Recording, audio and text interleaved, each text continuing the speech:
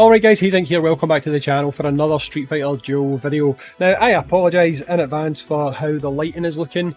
My son's in the room and he is averse to putting on big lights for some goddamn reason. So usually I've got my big light on behind me and my front firing light coming to the front. I've only got the front firing light, so I look a wee bit like I'm shining a light under my chin. Hey, I've done more than 10k steps, woohoo! But yeah, we're going to today talk about Luke, right? So we're going to do a character breakdown and we're going to talk about how he performs and if he's worth going for. It's not really a straightforward question to answer, right? To be completely honest. It's a bit nuanced. I'm just being straight with you guys. It is a little bit nuanced about is he worth it or is he not worth it? Which to some of you, if it's not as definable as a yes or a no, you probably put him more into the no camp than the yes camp. But it really just depends on your viewpoint as a player, right? So let's go ahead and look at Luke, shall we? Look at Luke. Right, so we'll actually go and try him out, right? But we'll look at him first of all. So looking at his kit, if you watched my preview from the SCA version, it's not really changed, to be completely honest, right?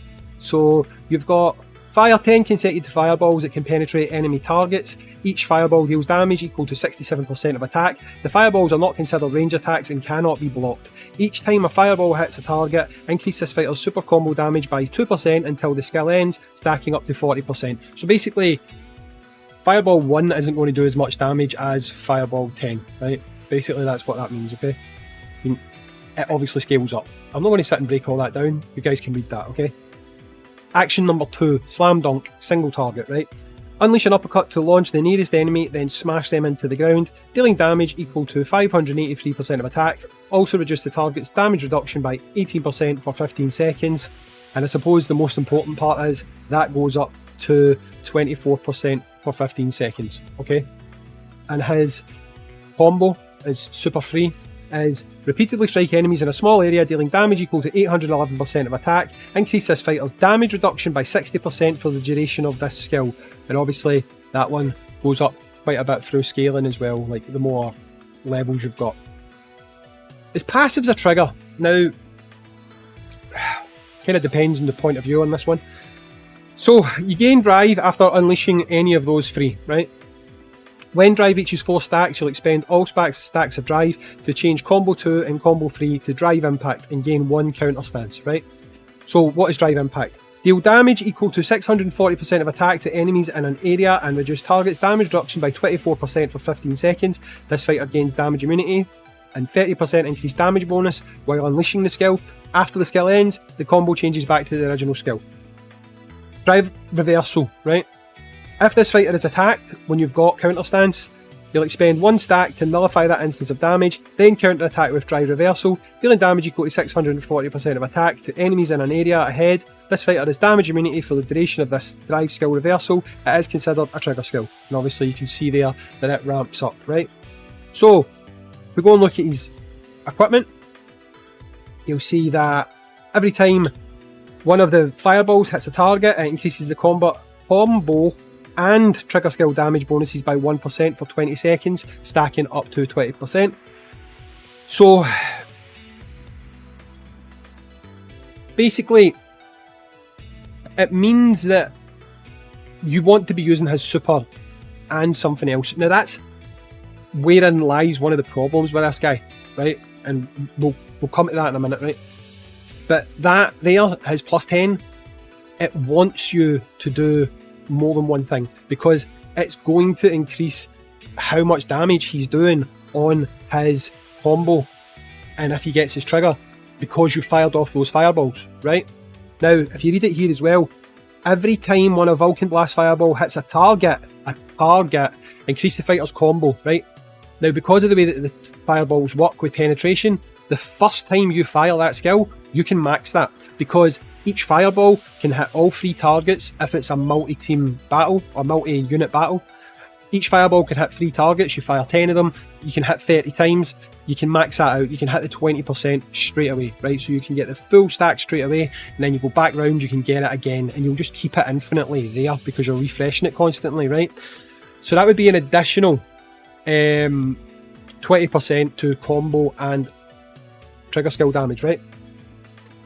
At level 20, gain 1 drive upon entering the battle, and at 30, a chance to gain 1 drive upon unleashing drive impact or drive reversal, right? Finally, we're going to look at the garage. When unleashing drive impact or drive reversal, attacks ignore any damage immunity effects on the targets and have 100% increased damage bonus against enemies with damage immunity effects.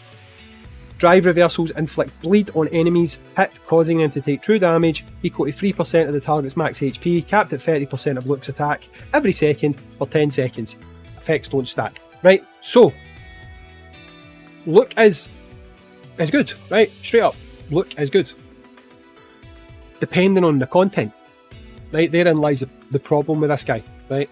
He's not I would say that he is a bossing unit, but he is a specific type of bossing unit.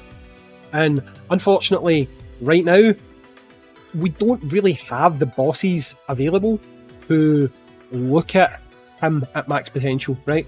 We do kind of, but we'll do what we can, right? So I'll show you the inherent problem with Luke, right? Now, this is my opinion. Everyone's opinion can vary. That's fine, right? So if we go to here, right, we'll go to this battle, right? And I'll just move my Luke team, we'll move it to here, right? So right now, on a team like this, I'm having to just use him for his C2. I'll show you why I'm just having to use him for his C2 right now, right? So I'm going to treat this like I wouldn't be using him for his C2. Now remember, his kit wants you firing those fireballs, right? And hopefully quite quickly you will be able to see where the problem lies here with that, right? So the way it works is each target he hits with his fireball, he scales up his damage. So the more enemies you're facing, the more potential damage you can do. On a boss like this, it's 1 enemy. So you've not really got that gimmick to help you out. So we start off with Luke. We'll go into here, we'll hit you, and then we'll hit you. Long time, right? Now, I'm needing to wait. Look at the length of that. Look at how long that takes, right? So that is a massively long animation. Like, it's insane how long the animation is. Again, you can see the length of time it's taking for that animation is slowing you down, and it's causing you to not be able to get into another combo quick enough to actually do a decent amount of damage. Now, occasionally, depending on how many stacks you've got and stuff like that, you won't take as long with that animation, but more often than not, you're going to get hit with that massively long animation, right? And it's going to cause you ultimately not to do as much damage with this guy, right? Now, if I was fighting someone like, say, Virgil, who's got multiple people with him, or if we're fighting Nero, who's got multiple people with him, that's worth it, right? Because it's going to pay off a lot more. Now, some of you might say, okay, well, why not use his super and his C2? Because then you're still benefiting from that bonus that you're getting from his fighting Soak Spirit, and you're going to be getting your damage reduction effect, right? So let's have a look at that then, right? So we'll go in.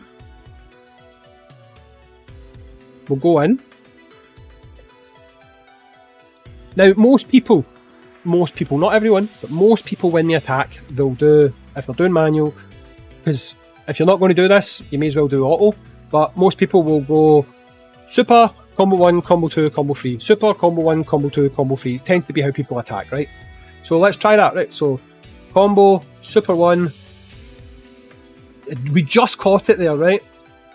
Combo 1, that time we don't catch it, right? Because it's a very, very, very long super attack he's got, right? So a lot of times you'll find that he's still caught up in the animation and you're not able to catch it. Like, your timing has to be, like, I missed it there, right? Your timing has to be absolutely on point with it. Now, you can get it by delaying.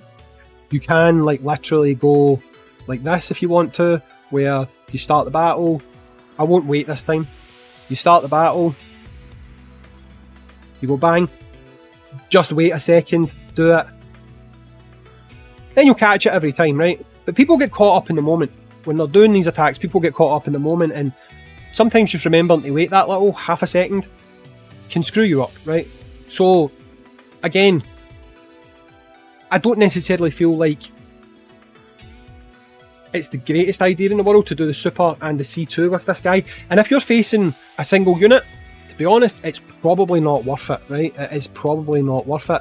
So, the other thing that you can do if you want to is, again, I'm not going to do a proper run here. This was just a team I was experimenting with. I doubt I would actually keep a team like this, but again, it was like experimental to see how we can get on. So if we load it up, we run through. I'll just let it build up too, right?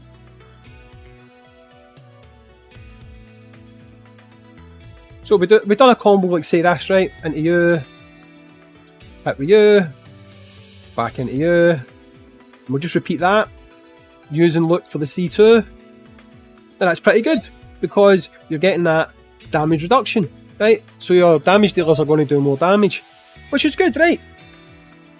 But, I mean, we've got free-to-play units that do that. Okay, sure, there is probably an argument that could be made. You would like to have units like that in each one of your teams. You can't facilitate that, realistically. But, I mean, we've got Hugo, Wrestler Hugo, we've got him. You know, there is units that can do that damage reduction on the C2, right? Would you pull specifically for that? I don't think so, right? Now, where I think when it comes to bossing anyway, that Luke will excel is going to be in multi-team battles, right? So we can kind of see that here. Maybe not perfectly, but we can still sort of see it, right? So if we were to go, we say, we'll move that to there, save that, we'll change that team to include Luke, right? So we will go, let me just see, we'll take you onto there, we'll move you into there, because his C1 is going to give us a little bit of a damage boost, okay? And for context's sake, we will throw him onto here, so we're getting that C2 damage reduction thing happening as well. And then, obviously, just to hopefully keep this team alive long enough to actually see anything happening, we'll do this. So, I'm just going to skip this first battle, because I'm not actually trying to score here.